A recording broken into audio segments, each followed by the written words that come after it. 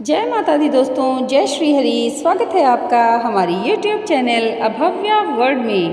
आज के इस वीडियो में हम आपके लिए प्रत्येक पूर्णिमा को सुनी जाने वाली भगवान श्री सत्यनारायण की व्रत कथा लेकर आए हैं।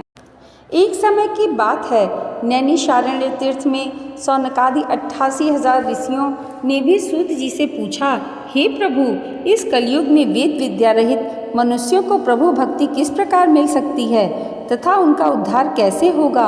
हे मुनिश्रेष्ठ, ऐसा कोई तप बताइए जिससे थोड़े समय में ही पुण्य मिले और मनवांछित फल भी मिले।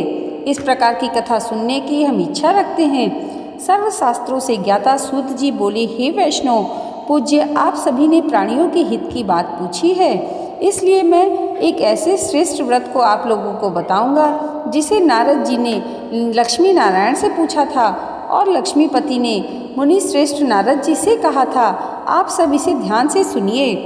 एक समय की बात है, योगी राज नारद जी दूसरों के हित की इच्छा के लिए अनेक लोकों में घूमते हुए मृत्यु लोक में आ पहुँचे। यहाँ उन्होंने अनेक योनियों में जन्मे प्रायः सभी मनुष्यों को अपने कर्मों द्वारा अनेकों दुखों से पीड़ित देखा। उनका दुख देख नारद जी सोचने लगे कि कैसे यत्न किया जाए जिसके करने से निश्चित रूप से मानव के दुखों का अंत हो जाए। इस विचार पर मनन करते हुए वह विष्णु लोक को गए। वहाँ वह देवों के ईश नारायण की स्तुति करने लगे, जिनके हाथों में शंख, चक्र, गदा और पद्म थे, गले में वरमाला पहने हुए थे। स्तुति करते हुए नारद जी बोले, हे भगवान, आप अत्यंत शक्ति से संपन्न हैं। मन तथा वाणी भी आपको नहीं पा सकती। आपका आदि, मध्य और अंत पता नहीं है। निर्गुण स्वरूप सृष्टि के कारण भक्तों के दुख को दूर करने वाले हैं। आपको मेरा नमस्कार है।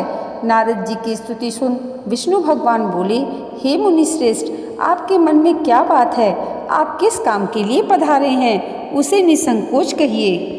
इस पर नारद मुनि बोले कि मृत्यु लोक में अनेक योनियों में जन्मी मनुष्य और कर्मों के द्वारा अनेकों दुख से दुखी हो रहे हैं। हे नाथ, आप मुझ पर दया रखते हुए बताइए कि वो मनुष्य थोड़े प्रयास से ही अपने दुखों से कैसे छुटकारा पा सकते हैं। श्री हरि बोले, हे नारद, मनुष्य की भलाई के लिए तुमने बहुत ही अच्छी बात पूछी है, जिसके करने से मनुष्य मोह से छूट जाता है। वह बात मैं कहता हूँ, उसे सुनो। स्वर्गलोक में मृत्युलोक दोनों में एक दुर्लभ उत्तम व्रत है जो पुण्य देने वाला है। आज प्रेमवश होकर मैं उसे तुमसे कहता हूँ। श्री सत्यनारायण भगवान का यह व्रत अच्छी तरह विधान पूर्वक करके मनुष्य तुरंत ही यहाँ सुख भोग कर मरने पर मोक्ष पाता है। श्री हरि के वचन सुन नारद जी बोले कि उस व्रत का फल क्या है और उसका विधान क्या है।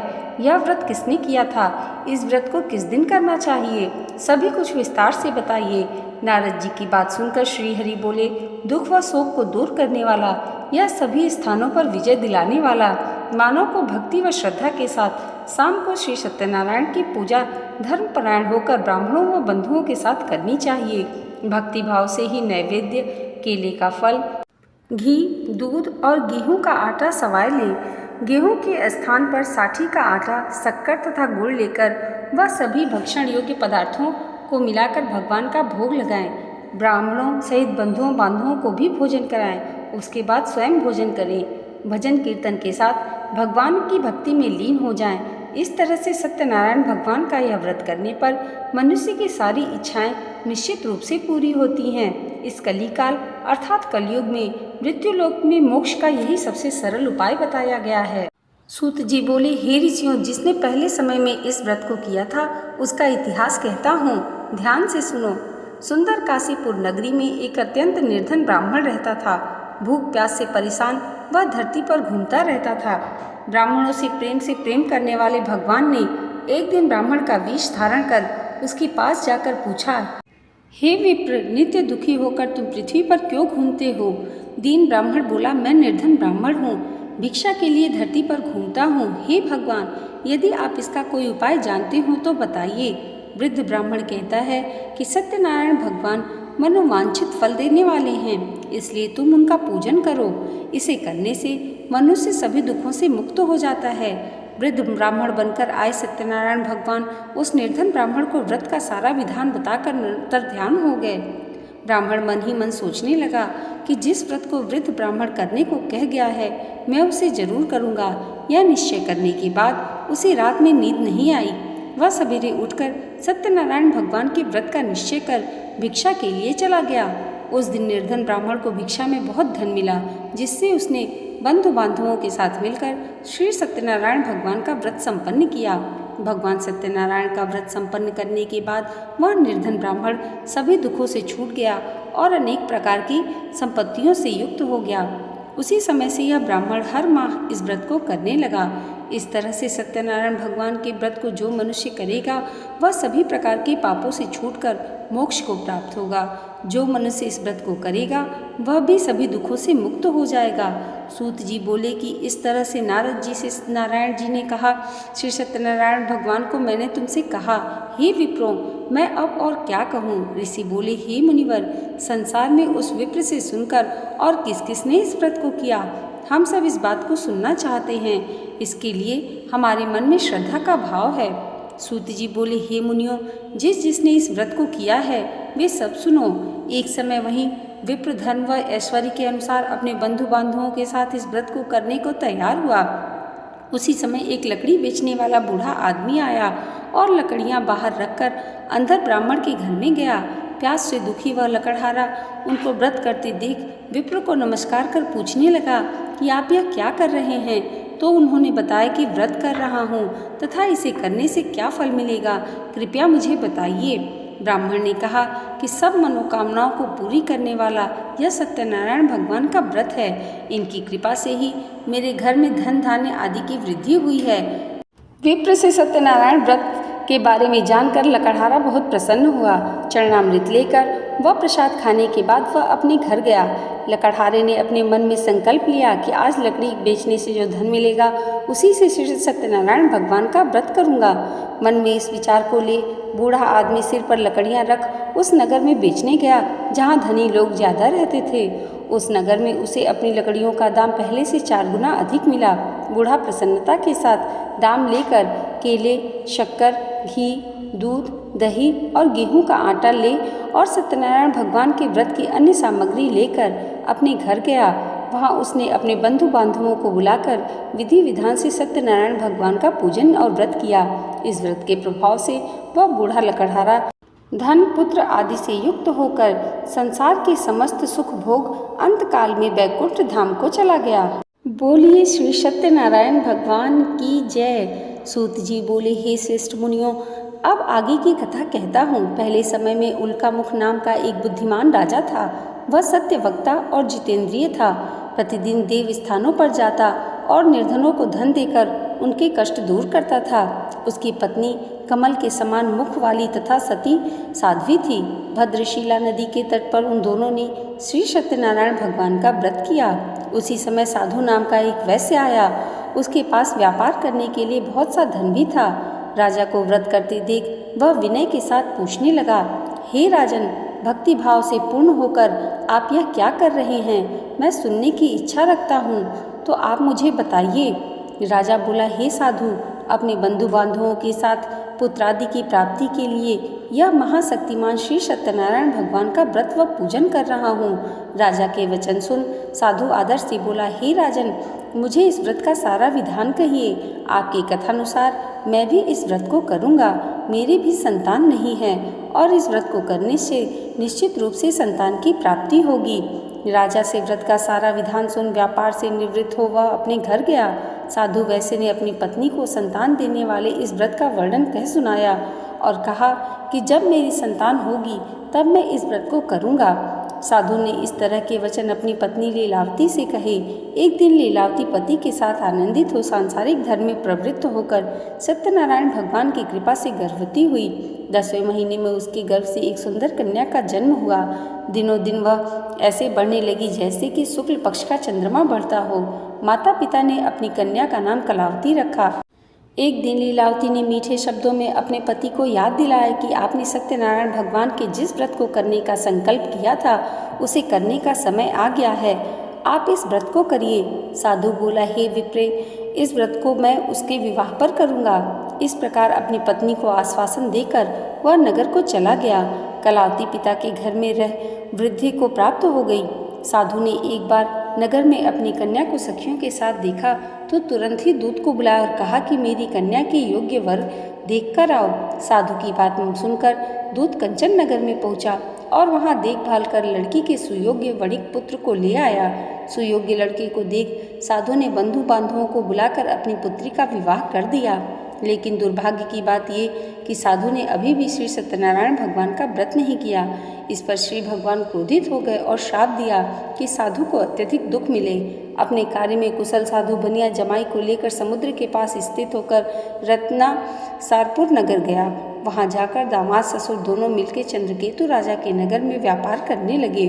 एक दिन भगवान सत्यनारायण की माया से एक चोर राजा का धन चुरा ले भागा। उसने राजा के सिपाहियों को अपना पीछा करते हुए देख चुराया हुआ धन वहां रख दिया जहां साधु अपने जमाई के साथ ठहरा हुआ था। राजा के सिपाहियों ने साधु वैश्य के पास राजा का धन पड़ा देखा तो वह ससुर व जमाई दोनों को बंधक बनाकर प्रसन्नता से राजा के पास ले गए और कहा, उन दोनों चोरों को हम पकड़ लाए, आप आगे की कार्रवाई की आज्ञा दीजिए। राजा की आज्ञा से उन दोनों को कठिन कारावास में डाल दिया गया और उनका सारा धन भी उनसे छीन लिया गया। श्री सत्यनारायण भगवान के श्राप से साधु की पत्नी बहुत दुखी हुई। घर में जो धन रखा था उसे चोर चुरा ले गए। शारीरिक तथा मानसिक पीड़ा व भूख प्यास से अति दुखी हो अन्न की चिंता में कलावती ब्राह्मण के घर गई। वहां उसने श्री सत्यनारायण भगवान का व्रत होते देखा, फिर कथा भी सुनी। वह प्रसाद ग्रहण कर रात में घर वापस आई। माता की कलावती से पूछा कि हे पुत्री, अब तक तुम कहाँ थी, तेरे मन में क्या है? कलावती ने अपनी माता से कहा, हे माता, मैंने एक ब्राह्मण के घर में श्री सत्यनारायण भगवान का व्रत देखा है। कन्या के वचन सुन लीलावती भगवान के पूजन की तैयारी करने लगी। लीलावती ने परिवार व बंधुओं सहित सत्यनारायण भगवान का पूजन किया और उनसे वर मांगा कि मेरे पति तथा जमाई शीघ्र घर आ जाएं। साथ ही यह भी प्रार्थना की कि हम सबका अपराध क्षमा करें। श्री सत्यनारायण भगवान इस व्रत से संतुष्ट हो गए और राजा चंद्रकेतु को सपने में दर्शन देकर कहा, हे राजन, तुम उन दोनों वैश्यों को छोड़ दो और तुमने उनका जो धन लिया है उसे वापस कर दो। अगर ऐसा नहीं किया तो मैं तुम्हारा धन, राज्य व संतान सभी को नष्ट कर दूंगा। राजा को यह सब कहकर वह अंतर्ध्यान हो गए। प्रातःकाल सभा में राजा ने अपना सपना सुनाया, फिर बोले कि बड़े पुत्रों को कैद से मुक्त कर सभा में लाओ। दोनों ने आते ही राजा को प्रणाम किया। राजा मीठी वाणी में बोला, हे महानुभावों, भाग्यवश ऐसा कठिन दुख तुम्हें प्राप्त हुआ है, लेकिन अब तुम्हें कोई भय नहीं है। ऐसा कह राजा ने उन दोनों को नए वस्त्राभूषण भी पहनाए और जितना धन उनका लिया था उससे दुगना धन वापस कर दिया। दोनों वैश्य अपने घर को चले गए।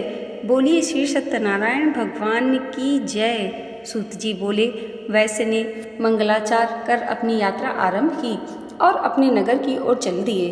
उनके थोड़ी दूर जाने पर एक दंडी वेशधारी श्री सत्यनारायण ने उनसे पूछा, हे साधु, तेरी नाव में क्या है? अभिवाणी बड़ी खस्ता हुआ बोला, हे दंडी, आप क्यों पूछते हो? क्या धन लेने की इच्छा है?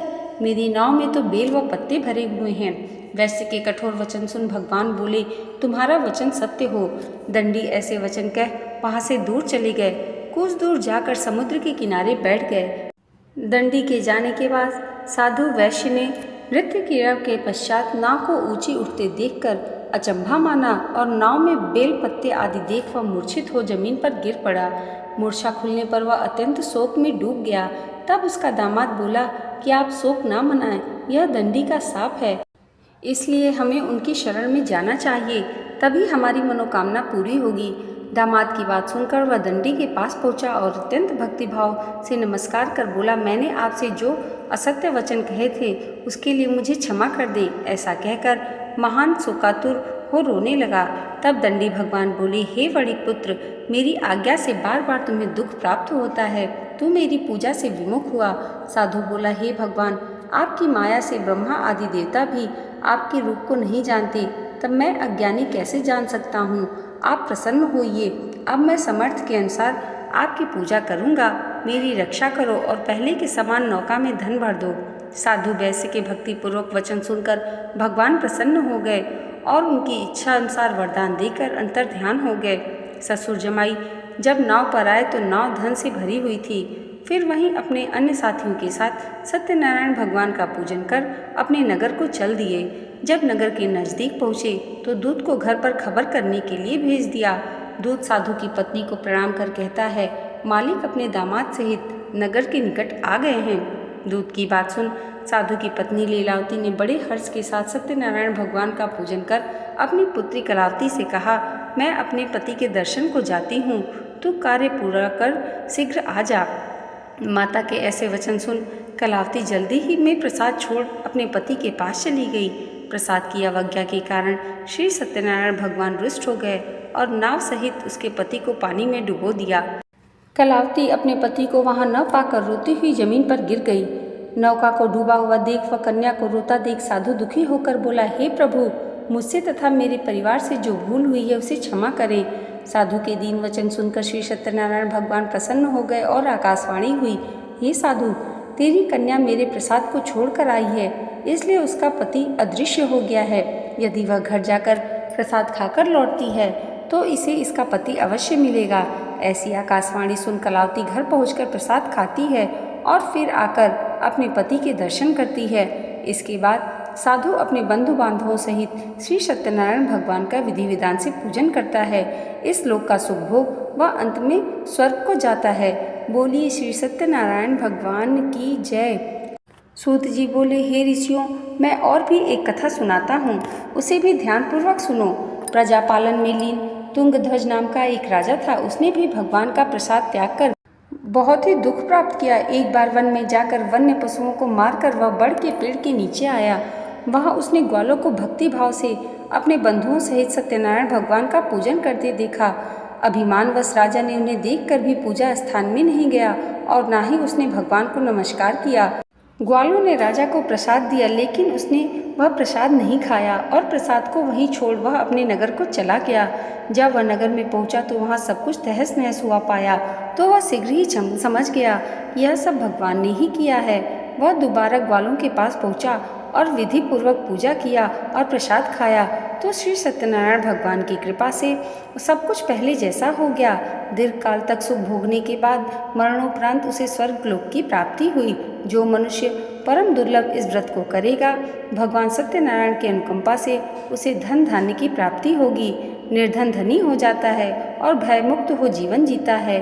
संतानहीन मनुष्य को संतान सुख मिलता है और सारे मनोरथ पूर्ण होने पर मानव अंतकाल में बैकुंठ धाम को जाता है। सूत जी बोले, जिन्होंने पहले इस व्रत को किया, अब उनके दूसरे जन्म की कथा कहता हूँ। वृद्ध सतानंद ब्राह्मण ने सुदामा का जन्म लेकर मोक्ष की प्राप्ति की। लकड़हारे ने अगले जन्म में निषाद बनकर मोक्ष प्राप्त किया। उल्कामुख नाम का राजा दशरथ होकर बैकुंठ को गया। साधु नाम के वैश्य ने मोरध्वज बनकर अपने पुत्र को आरे से चीरकर मोक्ष पाया। महाराज तुंगध्वज ने स्वयंभू होकर भगवान में भक्ति युक्त हो कर्म कर मोक्ष पाया। इति श्री भगवान श्री सत्यनारायण व्रत कथा।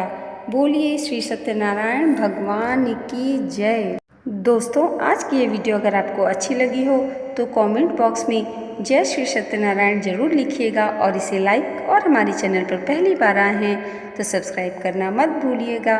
भगवान श्री सत्यनारायण की कृपा आप सबके जीवन पर सदैव ऐसे ही बनी रहे, इसी मंगल कामना के साथ मिलते हैं अगली वीडियो में। तब तक के लिए जय माता दी, जय श्री हरि।